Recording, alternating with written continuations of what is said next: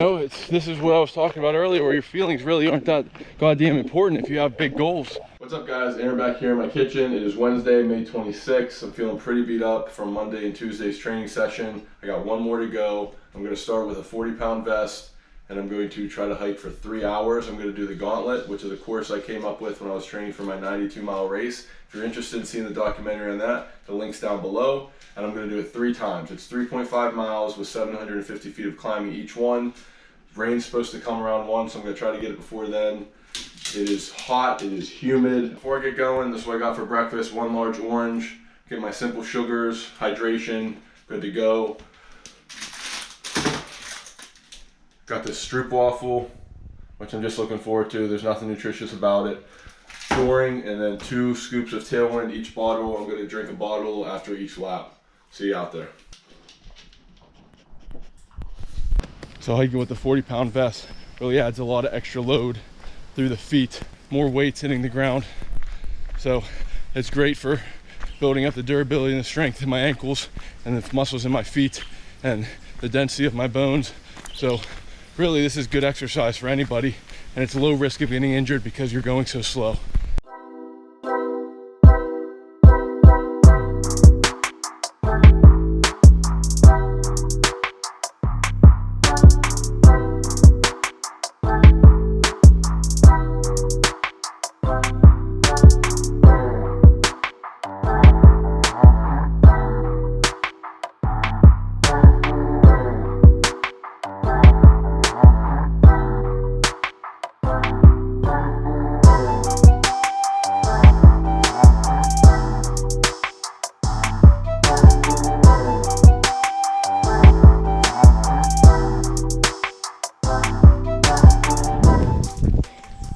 So let's talk real quick of the benefits of the weighted vest.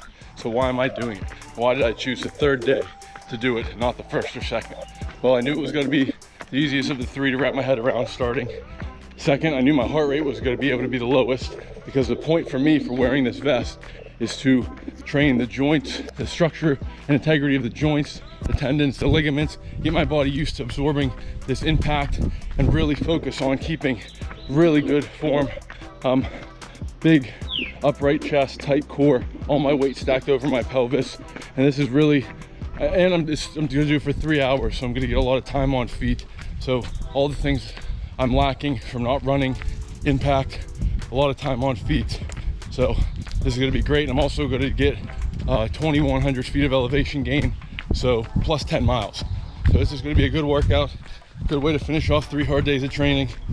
So I'm almost done with lap 1. I'll check back in as soon as I get done.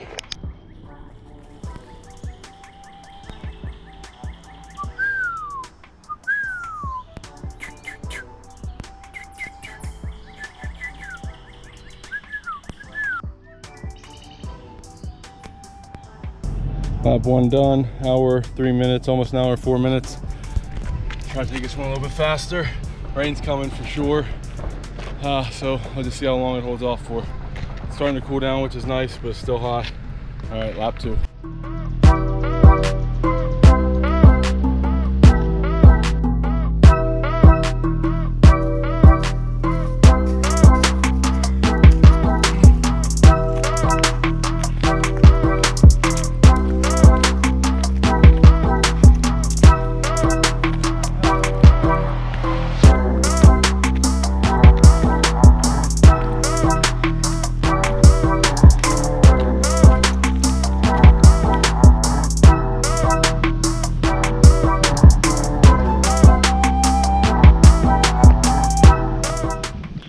So I've been learning a lot through this challenge. Operation Run But Don't Run. All the activities I'm doing, really, they kind of just, they suck. They're hard, pulling sleds, weighted vest, really steep percent grade, hill repeats, incline treadmill, the spin bike. So it's not like I'm having a lot of fun doing this, but I'm growing so much mentally. I'm putting myself in uncomfortable situations every day and forcing myself to grow by not giving myself the outlet to, like, I love running through the woods. That's one of my favorite things to do, and I'm depriving myself from that. And I also love heavy barbell strength training. Right now I'm depriving myself from that, and I'm doing these long, hard, strength and conditioning workouts to get ready for this race.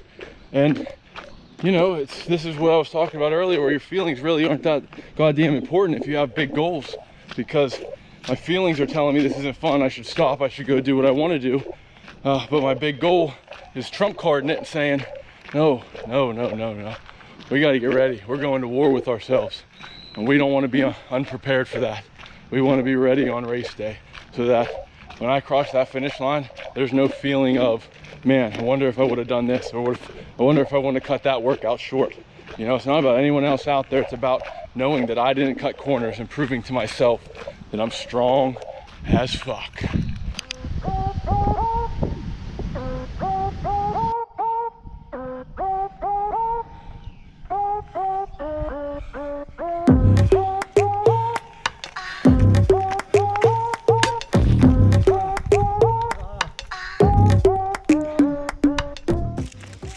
Getting a good bit of calories in, and then right back to it. It's hot. It's very humid.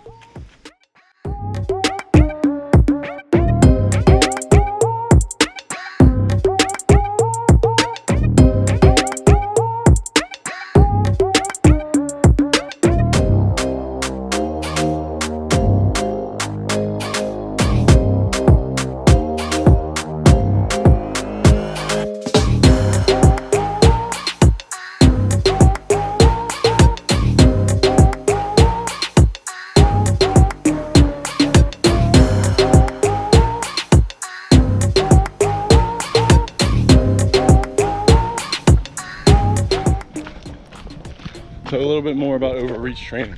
So these 3 days, back to back to back hard days, there's gonna be 7 hours of quality work. It's going to elicit a very serious stress response. It's gonna put all that stress onto my body, and my body's gonna have to re-regulate, recompensate to adapt to that stress, because that's what the body does.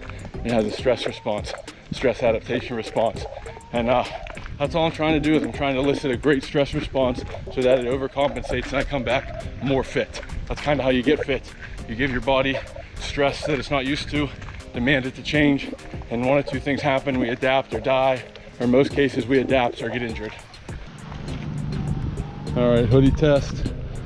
Soaked through both sides. 40-pound vest soaked, undershirt soaked. Ended up with 10 miles, almost 2,100 feet of climbing. I'll put Strava right there. Average heart rate 123, but like I said, today was all about just getting the impact in the legs. And the hardest part about the vest isn't the legs, isn't the cardiovascular system. It destroys your shoulders. Even though it's only 40 pounds, every step is up and down. So it's like doing little shrugs over and over and over again. And for 3 hours and 7 minutes, 40-pound shrugs, it adds up, and they're burning. Here comes the rain. I just beat it. Unfortunately, it would have been really nice to have, but it's on its way now. It was a hard session. It's a hard 3 days. Hope you guys enjoyed seeing insight on my training. If you liked, make sure to give it a thumbs up, subscribe down below, and as always,